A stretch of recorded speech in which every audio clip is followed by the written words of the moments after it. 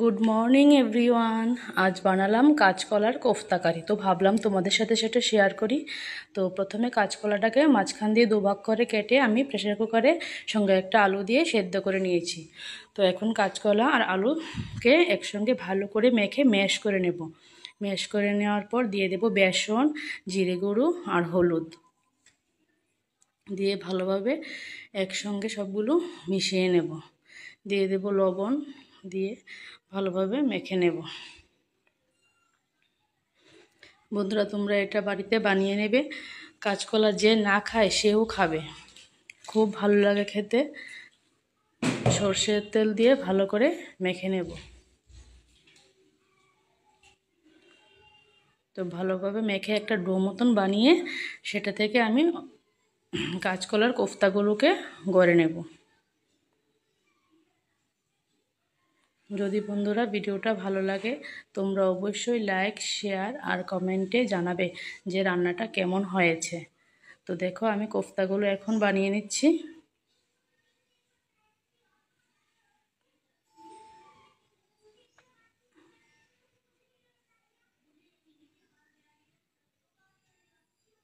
দেখো আমার কোফতাগুলো বানানো হয়ে গেছে। এখন কড়াইতে দিয়ে দিচ্ছি সর্ষের তেল। সর্ষের তেলটা গরম হয়ে আসলে কোফতাগুলোকে আমি উল্টে পাল্টে লাল লাল করে ভেজে নেব। নিরামিষ দিনে তোমরা অবশ্যই রেসিপিটা করে নিতে পারো।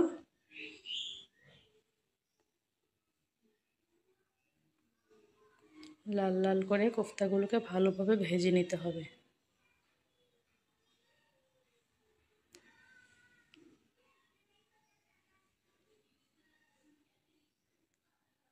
এখন বাকি কোফতাগুলো আমি এভাবে ভেজে নেব।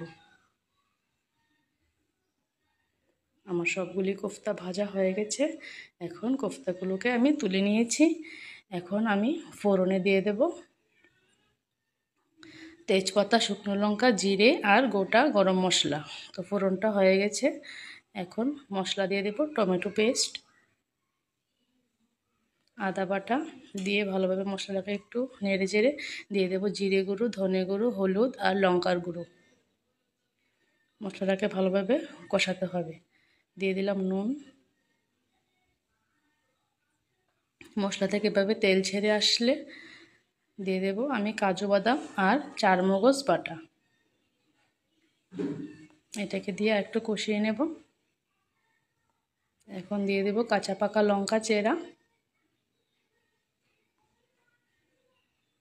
আর দিয়ে দেব গ্রেভির জন্য জল।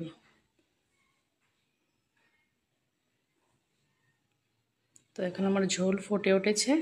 এখন দিয়ে দেব গরম মশলা আর ঘি। বন্ধুরা, যদি ভিডিওটা ভালো লাগে তোমরা অবশ্যই লাইক আর শেয়ার করবে, কমেন্টে জানাবে। তো এখন গ্রেভিটা উপর থেকে দিয়ে দেব। কেমন হয়েছে বন্ধুরা জানাবে।